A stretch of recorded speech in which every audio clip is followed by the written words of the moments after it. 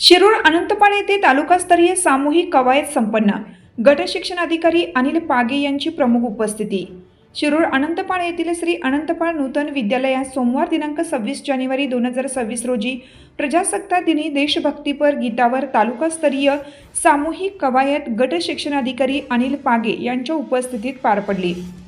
या तालुकास्तरीय सामूहिक कवायतीसाठी शहरातील जिल्हा परिषदेच्या 3 शाळा तर खाजगीमध्ये संस्कार वर्धिनी पार्वतीबाई वंगे विद्यालय आनंदवाडी, श्री मन्मथस्वामी विद्यालय, श्री अनंतपाळ नूतन विद्यालय यांनी सहभाग घेतला.